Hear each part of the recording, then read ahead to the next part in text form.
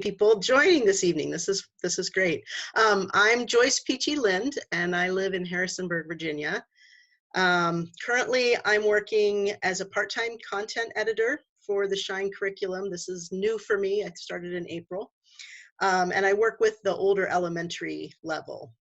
I'm also a student at AMBS, Anabaptist Mennonite Biblical Seminary in Elkhart, and I'm enrolled through their Connect program, so I go there. I'm home here in Harrisonburg, but then I go there 2 or 3 times a year also.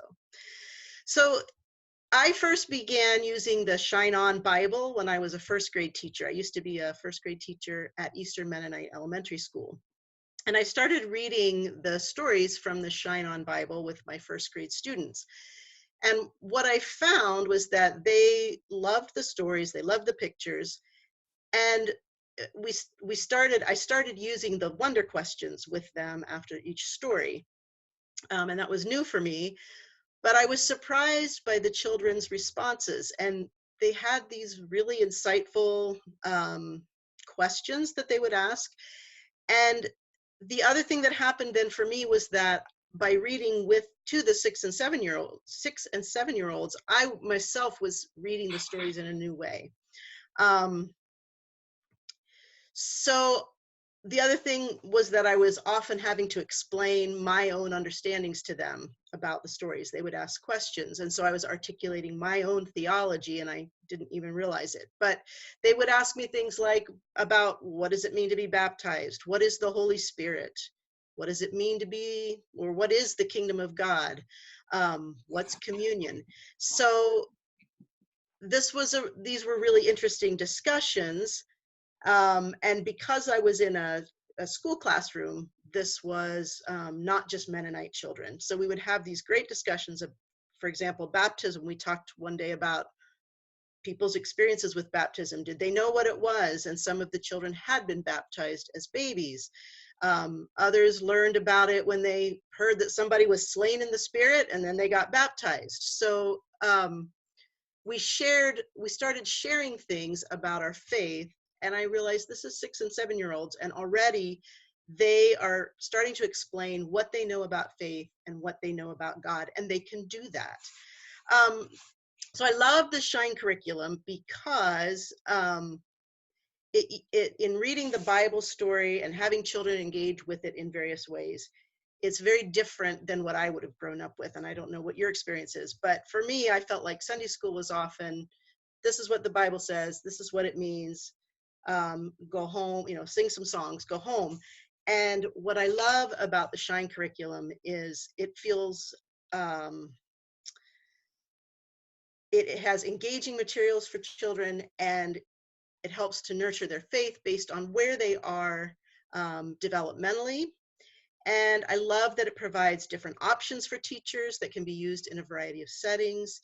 And I love the way that children are respected as learners, and that they are taught that they can connect with God through learning spiritual practices and so forth. So this evening, I'm going to start, first of all, by just going through some of the things on the Shine website and looking at Pinterest, and just pointing out a few things about the curriculum itself, and then want to see if we can engage in some discussion about things that work for you, things that don't work, see if we can help each other out. And I'm going to share this screen. This is new for me, so bear with me. And I think I'm going to do it this way so that when I go to some links, it will work better. So you'll see all this other stuff on the top for now. But I'm going to walk you through some of the resources on the Shine website, as I said, and we'll have some time for questions, look at the materials and the resources, and share some teaching ideas. So on the curriculum, or on the Shine curriculum website, it's shinecurriculum.org. Nope, not .org, .com, sorry. And if you look down on here, just down in the middle of the home page, if you click on this, you'll see all the new stuff that's coming for 2020. And I'll just click on that for a minute. And we won't spend a lot of time on that because I talked about that last time. But this shows the overview, the curriculum overview of what's coming up in the fall of 2020, and lots of information about that. And I'm not going to talk about the About tab because we talked a lot about that the last one, the last webinar. The products, I'm going to talk about some of those later, but what I want to mostly point you to is the resources for teachers. And so the Shine training videos have some resources for you for using, particularly the first two, helping you know how to use, learn how to use story figures. And a long time ago, we had those little story figures in a box. I don't know if you remember those, and some of you maybe still have those, but these are, they have a template, and if you have somebody in your congregation that can help you make some, could make some for you, or even just buy some little things. They use sticks even, so you can use all kinds of things to use for storytelling. But these are really great for showing you how a good way to tell the story using story figures. And then there's some other resources as well, just about Shine. The podcast, I think they did one, and I don't think that's got anything on it. The tips for younger children, and I know probably you are teaching all ages, but this has really wonderful tips per session. So coming up, I think we're at session 13. This just has on the website things you can use, whichever session you're on. You can find resources and tips for helping you with that particular session. And then the extras page has just a whole bunch of several general resources to use throughout each quarter. And these are the things I'm looking at most. So in the back of each teacher manual, there is a section that has resources, and often you have to photocopy those. These are available for you to just print straight from the computer. I've used Shine for a long time, and I did not know these were here. So hopefully this is helpful for you. So if you're on session 2 and you're going to use this activity sheet, you can just print it from the printer. You don't have to photocopy. So just a few little tips of things that you might be able to use. This our church used, I don't know if you're aware of this, but there's Faith Talk bulletin announcements, and we ran these. I used to work in our church office, and we put these in our newsletter every week. All the children are on the same lesson, and so you can put in for November 24, week ahead, just a little something, a way to nurture faith at home. And we use these every week, and some of the parents would look at that and do the activities each week with their children at home. So that is the main things that I wanted to show you. But I think the thing that people don't know a lot of people don't know about, is the Pinterest pages. And the Pinterest, are you seeing this, Amanda? Are you seeing? Yeah, okay. We tried this earlier and she couldn't see everything I was doing. But the Pinterest page, you just click on this P, and if you're not a Pinterest user, which I am not, it can be a little confusing at first. And I need to move you over there. Okay, so what you have to do is you have to have an account, and you can use Google. So I'm gonna use my Google Gmail account. And because I have looked at Shine before, that's showing up. But in order to find it, you have to, if you put in just Shine, it brings up all kinds of stuff. But you have to do Shine Living, oops, Living in God's Light.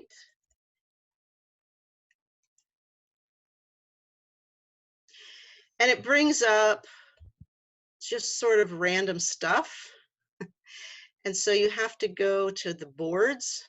sorry if you are a Pinterest user and you know about this already, but for me, this was all very confusing. And so if you click on See All Boards, it's organized by quarters. So we'll come back to this in a little bit. The first Sunday of Lent, I can go in there and find out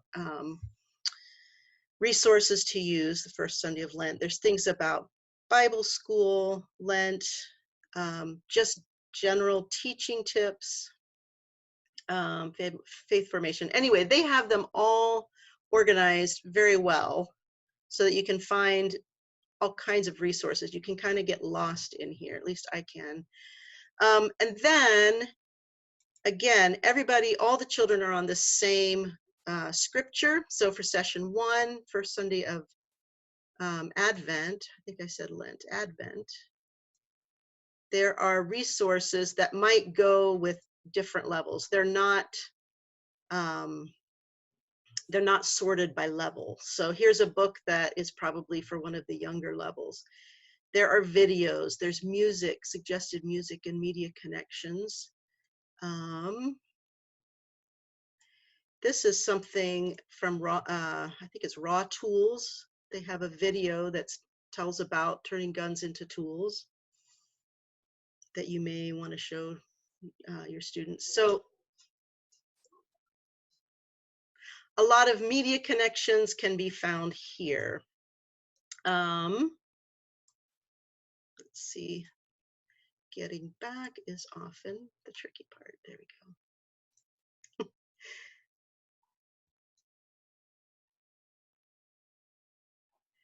So I can't see shows of hands very well, but do you all use, I don't know if people use this Pinterest or not. Artwork, anyway, all kinds of resources are here in Pinterest. If you have more questions about that, I'd be happy to help answer any questions. So here, just wanting to point out that there are resources for you on the Shine website. One of the important things that is really helpful is as you're working with the curriculum, if there's things that are working really well, send an evaluation form and tell the people who are working on this how great how much you're using it and what you like about it. And if things aren't working, send evaluations in because we want to know. And then we can make improvements. So let me just stop here for a second and see if anyone has any questions or does anything that's not clear about the website and Pinterest. We're not going to spend a lot of time on that, but I just wanted to make sure you knew that those resources are available.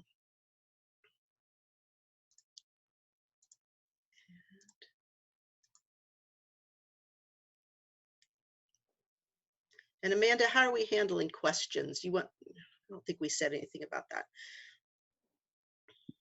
I think if you have a question, unmute yourself and ask it. And if, all of a sudden you all get chatty and we have 4 people trying to ask at once, I'll try to sort of mediate that situation, but I don't anticipate too much of a problem. So if you have a question, go ahead and unmute and ask away.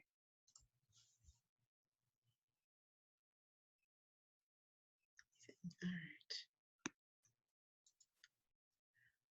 Well, if you think of anything later, just jump in. And I'm going to try and share this. So the other thing I want to do is just make sure that everyone knows what the different materials are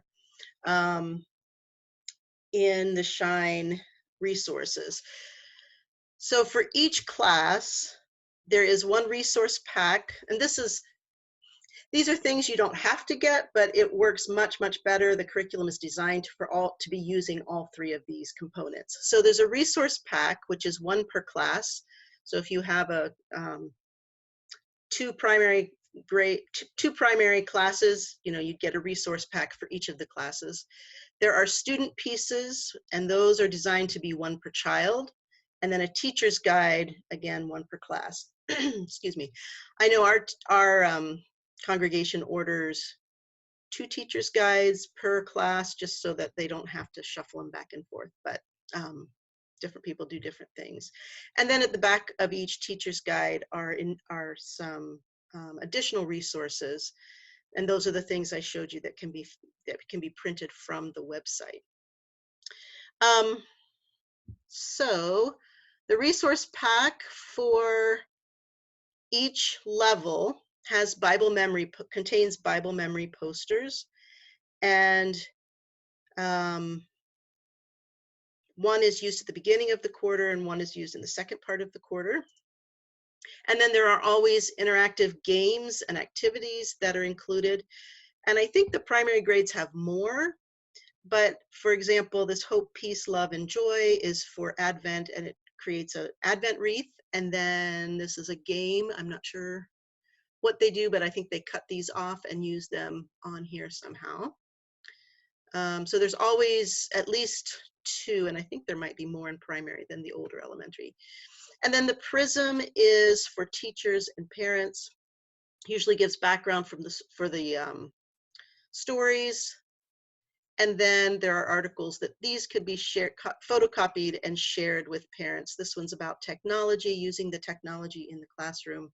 This is an Advent resource for the teachers. So any questions about the resource pack? I know sometimes people don't order everything, and I think the resource pack is one of those things that sometimes gets dropped, but I feel like that's a really important part of the curriculum.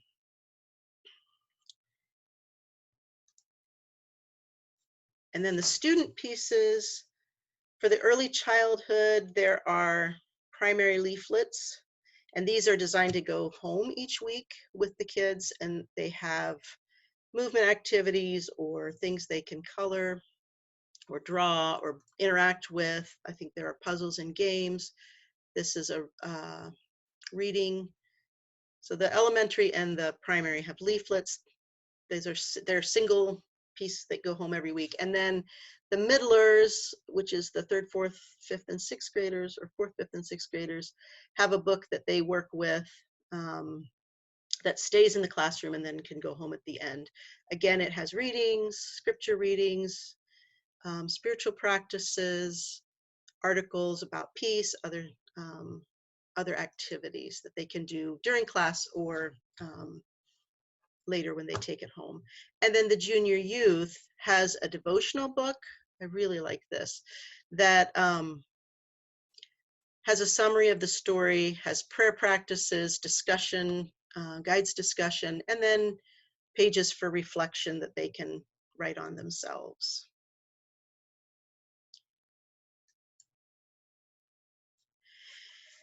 And then the teacher's guide,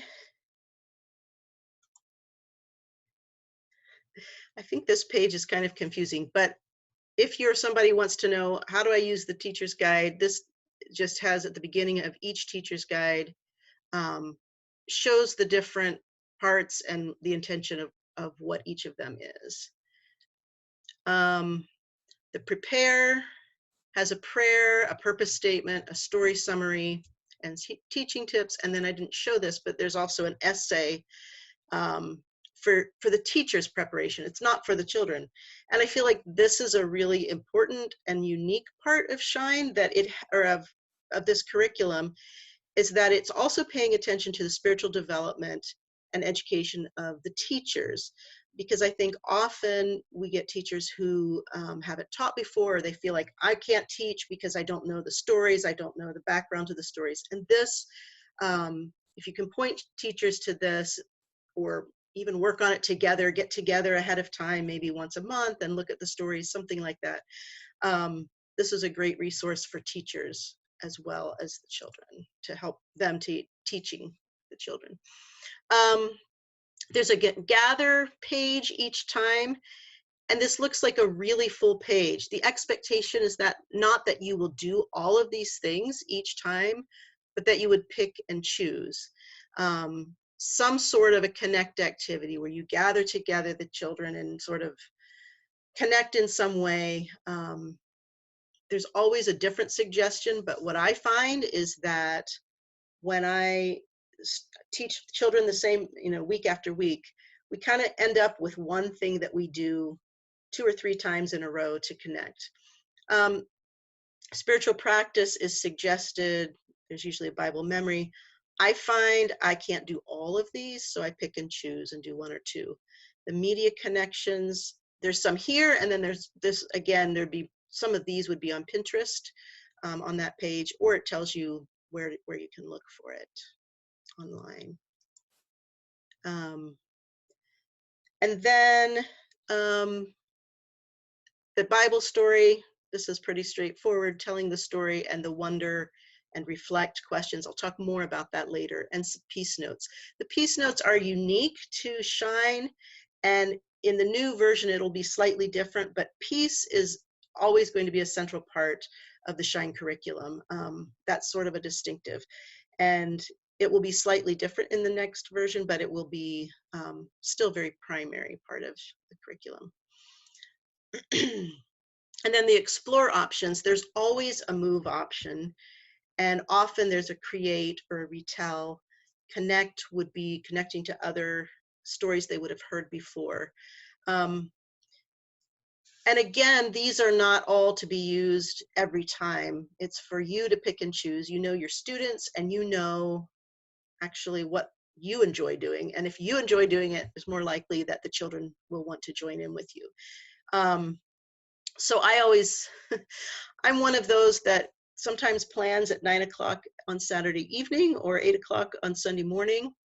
And usually I can find something in this page that is just real quick and I don't have to plan. So when I'm doing really well and plan ahead, there's also things you can do. Often are selections for things that need a little more preparation.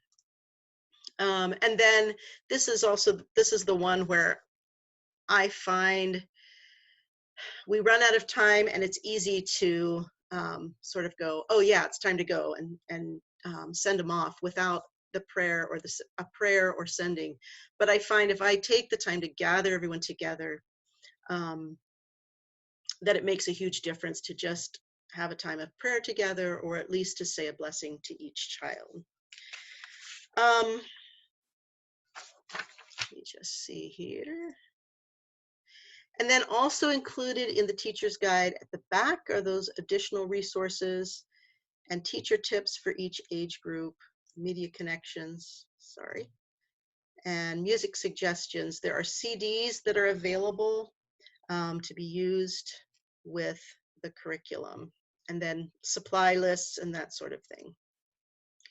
So any questions about the teacher's guide? I know for me, when I use it, I sometimes feel like it's a little bit overwhelming because there's so many different things. So yeah, I just try to find the ones that work for me and the ones that I think will work well for my children. If I have students that can't sit, obviously I'm going to pick a move or do something where they're a little bit more active.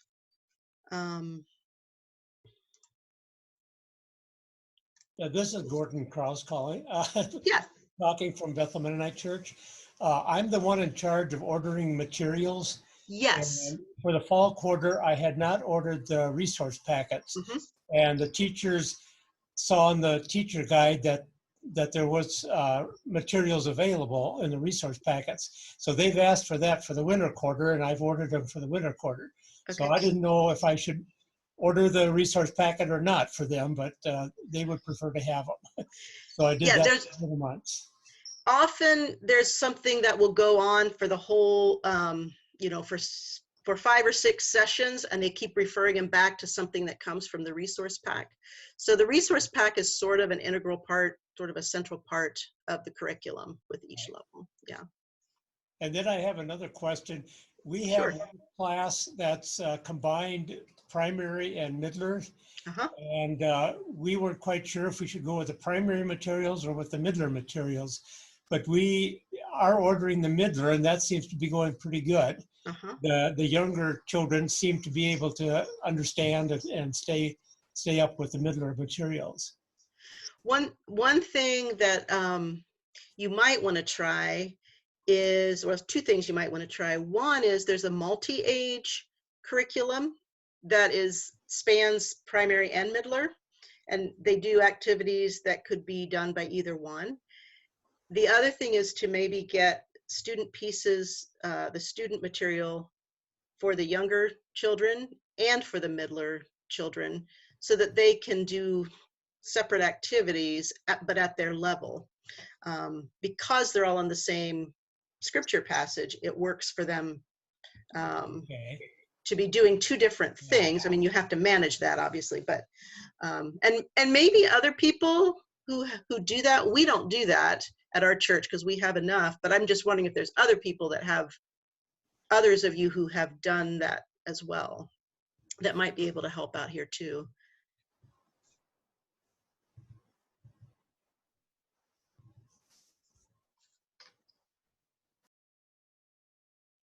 Did that help answer your question? Yeah, we can look into that too. Yes. Yeah. The teacher prefers to just do preparation for one. Yeah. Group though. So, Yeah. No, and that makes sense. yeah. Okay. Yeah. Thank you. Sure. Has anyone else used multi-age or had a broad span, taught with a broad span, age span of children? I'm Carol Eisenbeis at South Church. Have we been unmuted the whole time? Oh, okay. I wasn't sure. Thank you. Sorry. Thank you for the idea of getting materials for a combination or two different levels together, because we have a really broad span in our different classes. So we would have thought of that maybe before. So that's helpful to know. I didn't order the materials for this last time, but I will be ordering in the future. And I have a question about the CDs. I noticed the materials that we just received, there's a CD, but in a case, in a jewel case, but then there's also a music booklet with a CD in the back. Are those both the same? Or I is will it be, DVD? I'll be honest, I'm not sure. I can find out for you if that would be helpful. And maybe I can email you, Amanda, if you want to help me figure that out. And are those, is there just one general CD that's for all grades all year long type of thing? Yeah, I think they've done some different things right now as they're looking ahead. Like I said, I started in April, so I don't know a lot about as much about the stuff that's current, because what we're doing is writing stuff for 2020. But I know that what we're doing for 2020 is going to be one CD for the whole year. So, and it's for all ages. So I don't know what they did before, but I think it tends to be for a whole year. And so if somebody else knows, that's fine. You can speak to that too. Sure. But yeah. Joyce? Yeah. Bernard Epp here in Henderson. Uh-huh. I've used that a few quarters, and there's one CD for each quarter with the songbook directly related to each CD. Okay. So it is each quarter. Right now it's per quarter. Okay. I think next year it's going to be one for the year. So that's maybe new. Okay. Thank you. And I covered quite a few different things, so feel free to go back to something that I said earlier if you are wondering about something I spoke to earlier.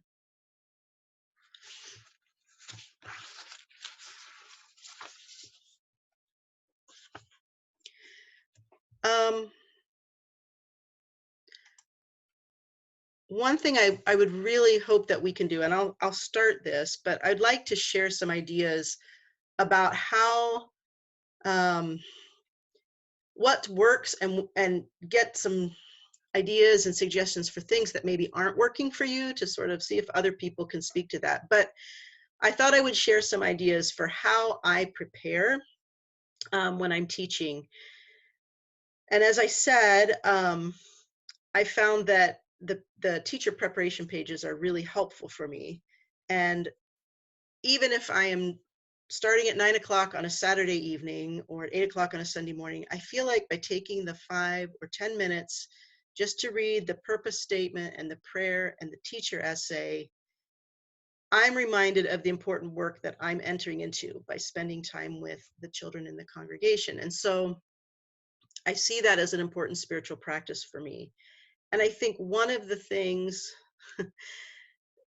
that we can do is to take our job or our task seriously of being present with the children and being very intentional and slowing down and taking the time to really put effort into what we're doing rather than just quickly putting it together. So I feel like even getting together with other teachers, maybe 15 minutes ahead of time, having somebody read the story. I know that that's also hard to do when you have people coming in at different times. Doing prayer together or something with the teachers to sort of get everybody centered and really working toward the task of teaching the children. So taking the time to prepare, doing the preparation, reading about the story, reading the background about it, and then I make a plan. I do the 4 things of gather, story, explore. I don't know that that's what they're called. I think they call it, yeah, they call it explore. Gather or connect, experience the story, explore, and then bless. So I just put 4 of those down and insert a couple things and just make sure that I have, that I'm prepared on all of those. So the teacher's guide, often, like I said, suggests a way to connect with children after you get together in the classroom. It could be spending time doing a spiritual practice together. It could be reviewing your week together, doing mountains and valleys is what I like to do, or sometimes something that comes in the resource pack. Like we had a cube one time that you'd roll it and you could tell about something that happened at school, or you roll it and tell about something that happened. What did you eat for breakfast? I don't remember what the categories were, but they loved that. So we just kept doing it every week. You don't have to do what it says. Continue. You can do something that the children enjoy and do that several times. The Bible memory passage, I try to get that in every single time and just do something a little bit different to just sort of bring it back and do something different to help them keep it memorized. And then the story is the focus of the session. So I always bring a Bible and put it up at the front wherever I'm telling the story so that children are reminded where the story is from.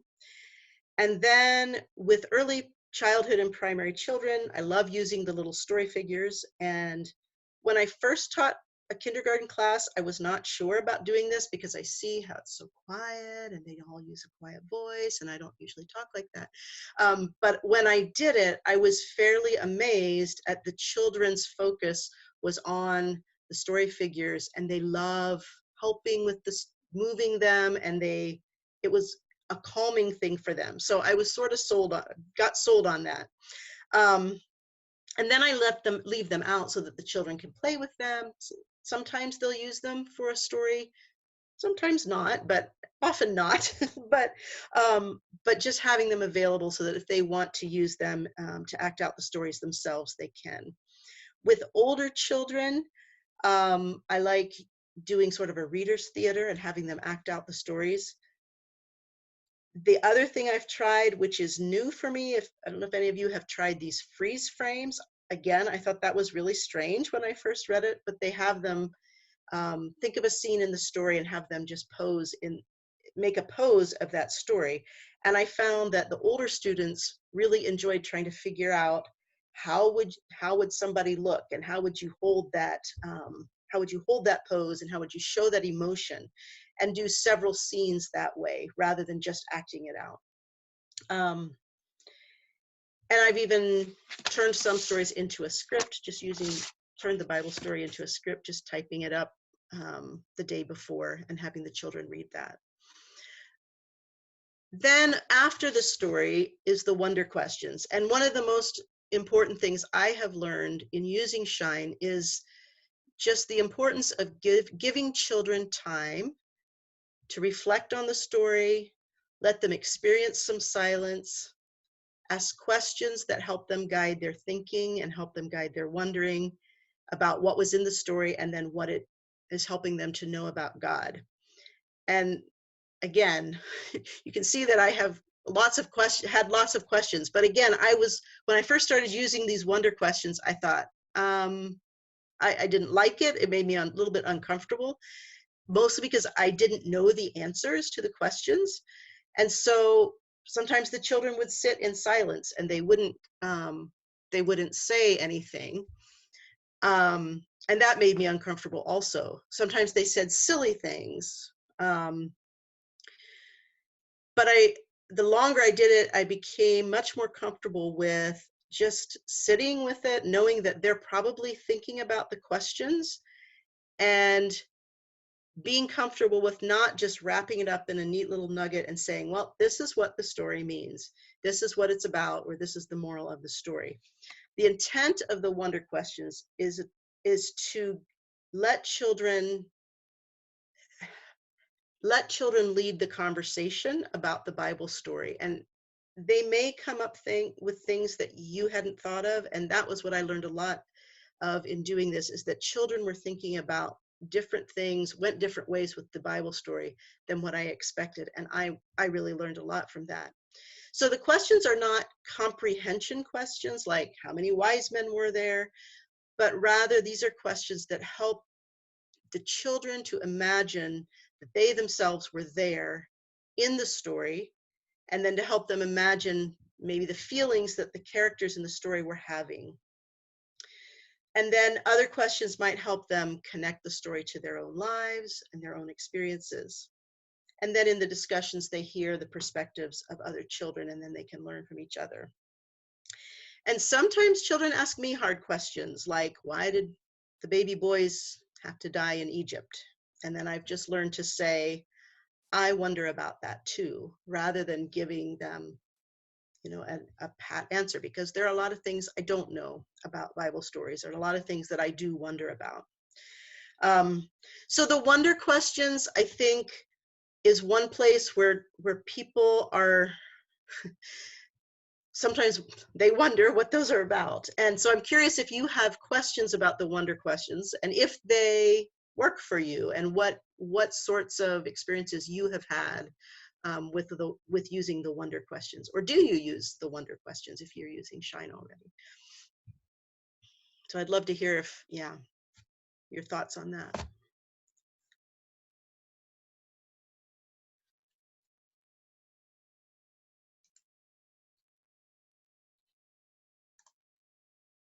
Or if you don't like the wonder questions, that's okay too. Or if you're not sure about them. Anybody have anything on that?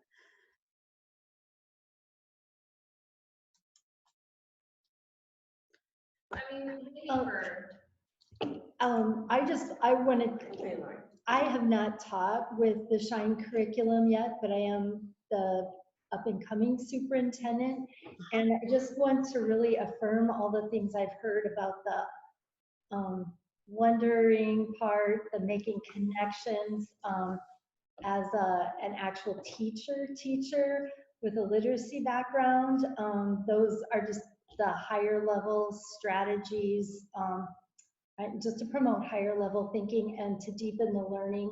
Also the retelling piece, I think that you talked about last time, are there cards or something that goes with each lesson? Can you tell more about that? Because that reflecting piece is so important also. So I'm really inspired by what's included in the material. Great. The cards that I talked about, the Follow the Story cards, those are coming in 2020 with the new version. But what they will be is, if you're on the 5th lesson, the cards will get laid out. You have a short summary of, this is what happened in the first story, this is what happened 2nd, 3rd, 4th, 5th, and get you all the way caught up. So that if the children weren't there for the first ones, or maybe they missed a session, or if it's a different teacher, it gets everybody into the whole the bigger story rather than just the one story they're talking about that session for that week. So yeah, I'm very excited about those two. I think those are going to be really really fun to use and really helpful for children, because I would say one of the things that I was frustrated about as when I became an adult and realized I didn't know the whole arc of the Bible story, the whole Bible story, and I wished I had more connections so that I knew how everything fit together. And I feel like this is really addressing that. So yeah, thanks.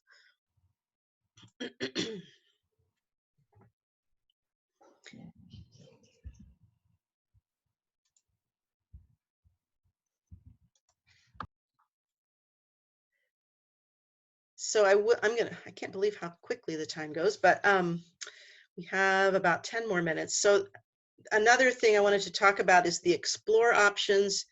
I think, as I said earlier, the explore options are not meant to all be done every session.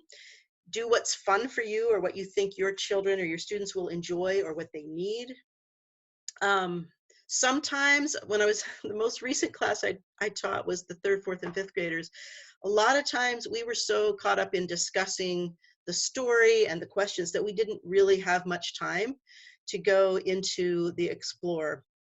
And then other weeks we had, we zipped through it and we read the story and they weren't particularly inspired. And then we had 20 minutes that we had to do and explore. So you never know.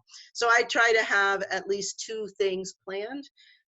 Sometimes you can have 2 different groups doing 2 different things. I know that's a little bit more management, but with some of the students that I had, they just were not going to be interested in sort of the writing activities, and they wanted to be doing something, moving around, and some of my students didn't want to move around and they wanted to just write. So so I tried to have different things to do. One thing that I find is really helpful and really important is to establish routines. And this is really hard when you have different teachers coming in and out. But if you can establish routines that we always come in, we light a candle, we sit down around the table, and we share something, a high and a low from our week. Or we always come in, we sit on the floor. We had one of my teachers next door to me had cushions that she put out on the floor. And she wouldn't do that until the Bible story. So they'd all sit down at the table, and then it was time for the Bible story. Boy, they knew you go right to the cushions, and there was a special red one that they all had to fight over.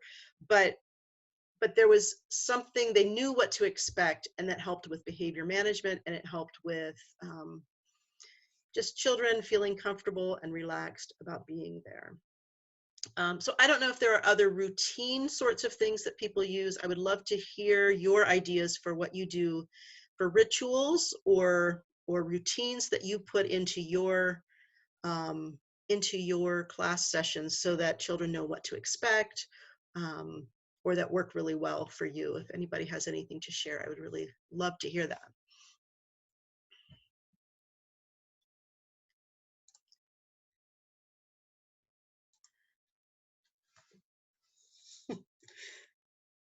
Feel free to jump in, but one other thing we use is a talking stick. And we have, or like a stone that we pass around, and whoever has the stone, that's the person who talks. And that sort of keeps people from, in theory, jumping in and dominating, one person constantly talking, but we pass it around, and whoever has the stone or the stick or whatever, some sort of object, is the person who's sharing and talking. I can talk. Hello, can you hear me? Yeah. I have several suggestions that I have found and used in the last few years. I noted when I first started teaching these classes, first of all, the curriculum is wonderful. Yeah. It gives a good foundation of what to do and how to handle things.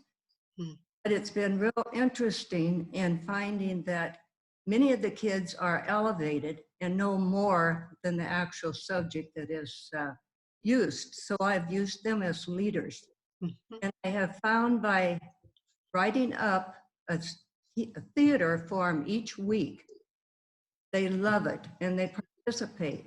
The same way with the questions, I have a leader for the questions.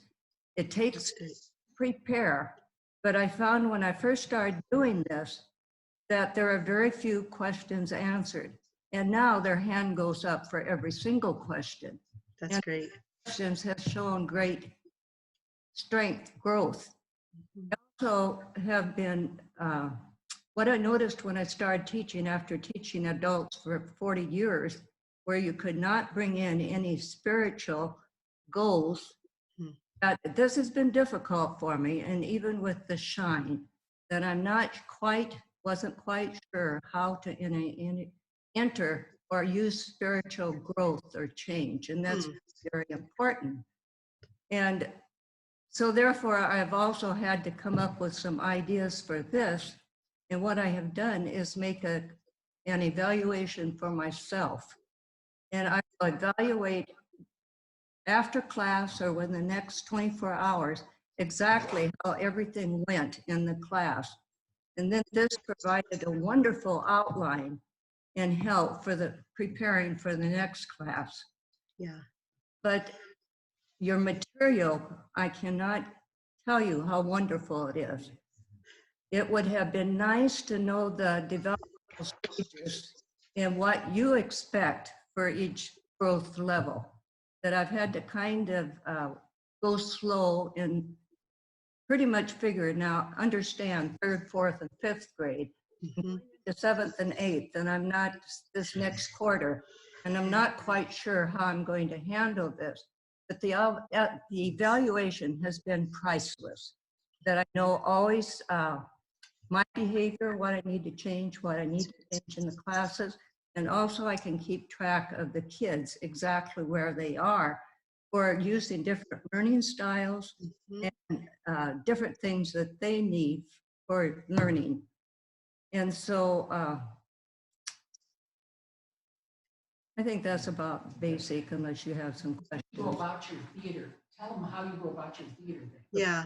Peter's Theater has been absolutely an A+. I write a Reader's Theater every single Sunday, using story. First, I found out they do not know, even 3rd, 4th, 5th, how to use the Bible. They didn't understand New Testament, Old Testament, where all these things are found. So we sing the Bible, they have learned the different chapters, different books of the Bible. They sing the song every week. And we use the Bible, and they have to find the different scriptures each week without the table of contents. And they have been able to do this. Plus, with our stories, theaters, their hands go up. They want the pages right away so they can have most verses to the most longest talks. I'm not real sure how to explain the spiritual aspect. It's been very interesting to watch the kids' growth, and especially spiritually.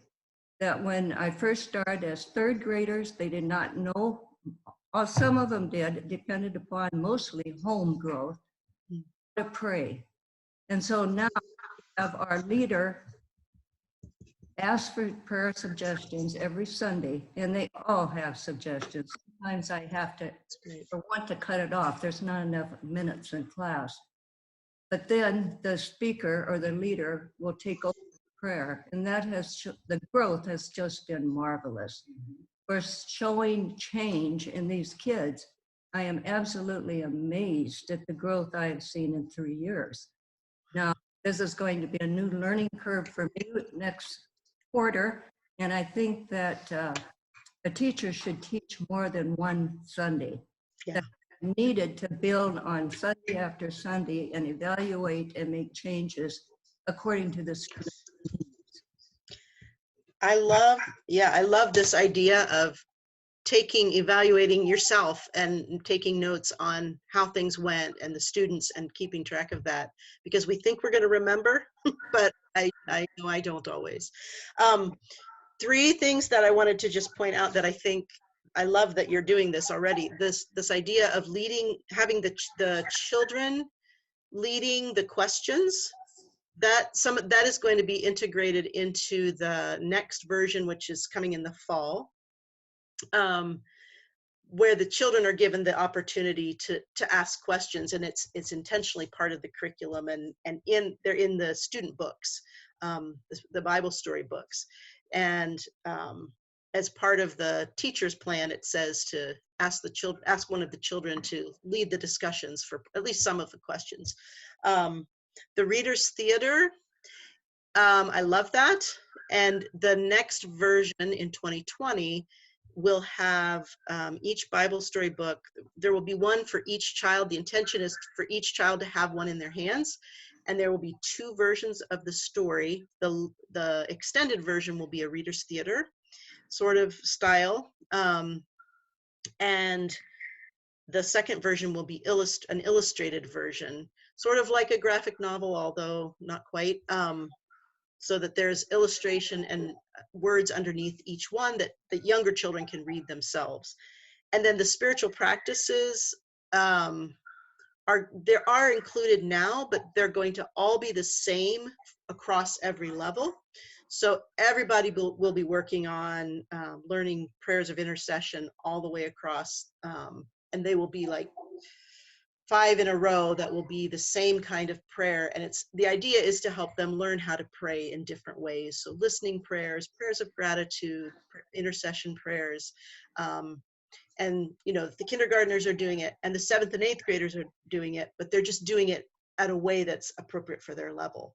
So I love so many of the things you're already doing. That's great. So thank you for giving us that. Yes, Amanda. I can't hear you. I just wanted to point out too that you had mentioned wanting to know more about each grade level and sort of their development. And there on the Shine curriculum website, under, I think it's teaching, I think it's in the about. It's in the about section. Right, and then you can go down to foundational documents. And one of those foundational documents sort of talks about each grade level and how they might experience the scriptures and what you might, what they might be learning. It's just each one just has a paragraph or 2, but I think it's a really good thing for teachers to have looked at or to think about when you're going into a different grade level. But so I just wanted to point that out. Yeah, thank you.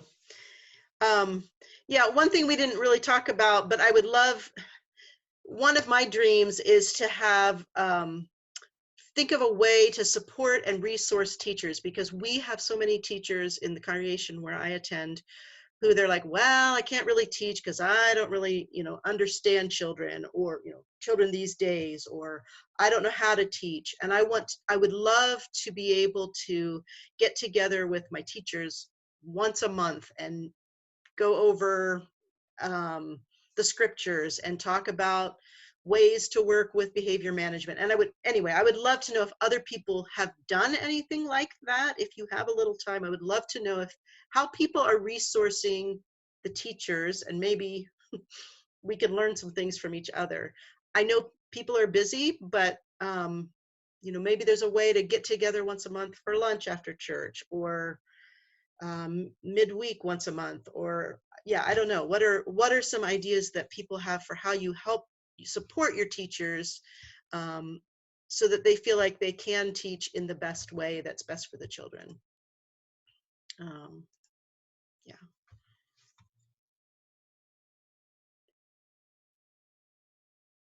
Or has anyone ever tried anything like that with your teachers?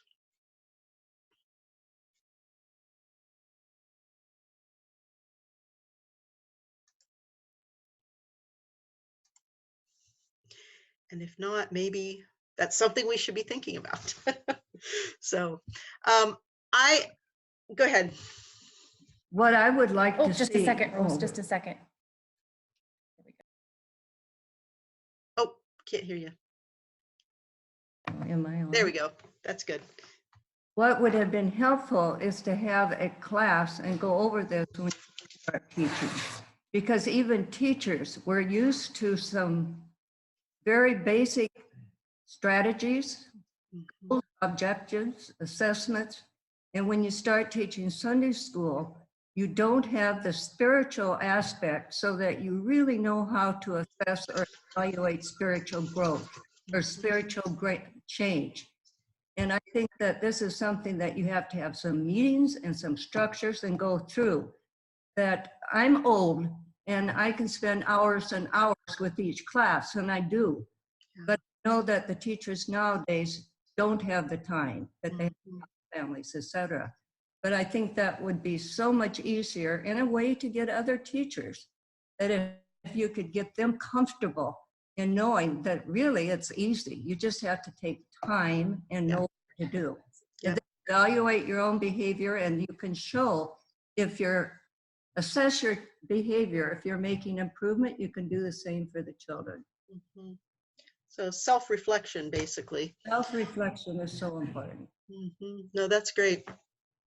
Might also mention, we were talking about having students for asking the questions. This might not be legal, but what I started doing was giving kids quarters. And each time they answered a question, they got a quarter. But the then could be put in the Sunday school basket in Sunday school. They could buy that, they understood it. And they start, now everybody will answer questions, and they will answer as many questions as I have quarters. Last week I forgot the quarters, and still they had learned this behavior and they all answered questions. Oh, that's great. Thanks. I like that. School. Yeah.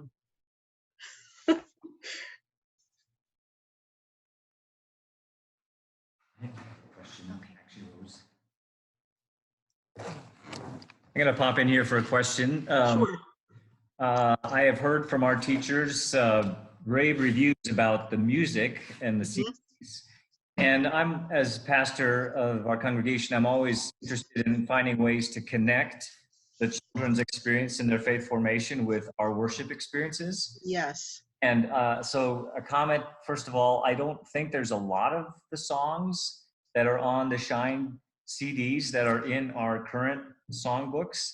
And I'm wondering, in the new Voices Together, will there be more of those songs? Because I think it could be a nice tie-in. The songs in Sunday school, it would be great if we could sing some of those same songs in worship. A lot of times our songs in worship are kind of more for grown-ups than for children. And I like to try to. Do you know about the Voices Together and whether songs will be in that?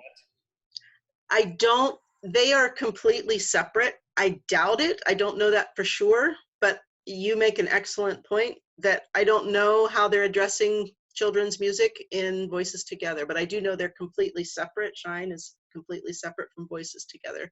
They're housed at the same place in terms of Menomedia, but that is something I can ask about. And Manda, you can help me know who this is, who to email about it. So yeah, that's a very good question. Anyone else?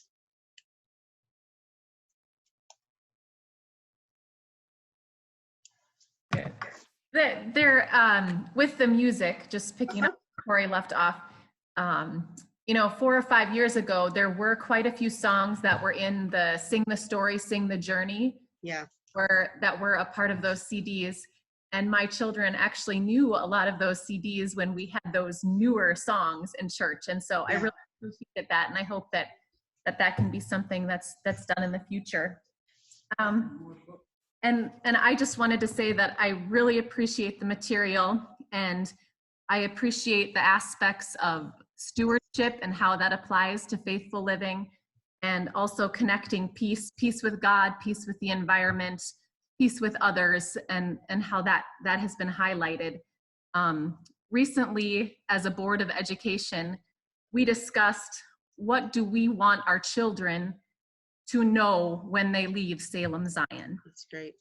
And that's a big question, and we haven't tackled it yet. But one of our Board of Ed members that also teaches at a Mennonite high school here in Freedom, she was able to pull some resources with MEA.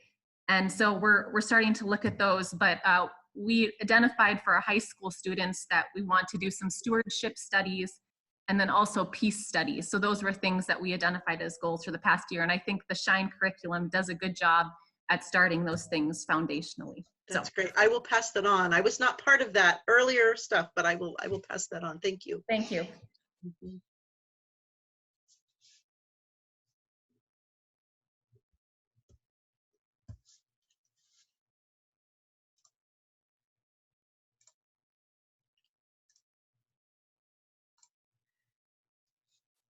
Any other questions that anyone has? This is great. I would love to do this for another hour. I mean, no, but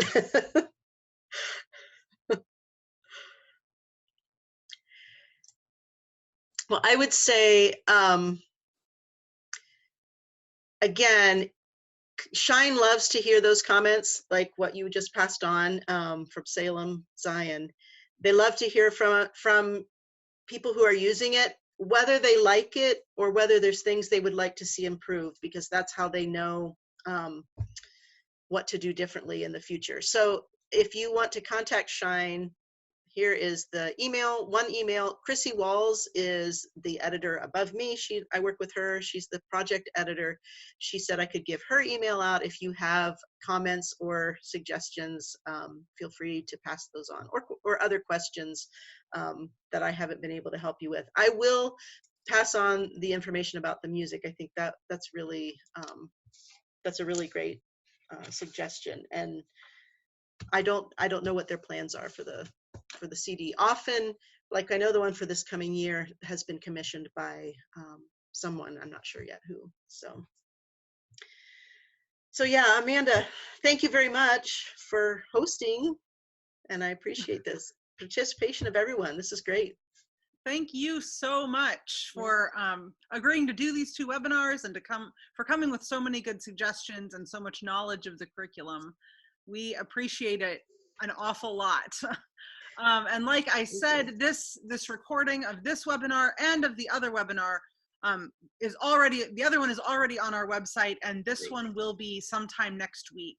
Okay. And I will try to send you all out a link when that happens, just in case you wanted to go back and see something that you might have missed, or to pass it on to someone else who might want some teaching tips too. But I thank you all for participating, and I thank you, Joyce, so much. Thank you. This is great. Thanks, everyone, and I hope to see you again sometime somewhere. All right. Thank you. Thanks. Have a good evening. Bye-bye.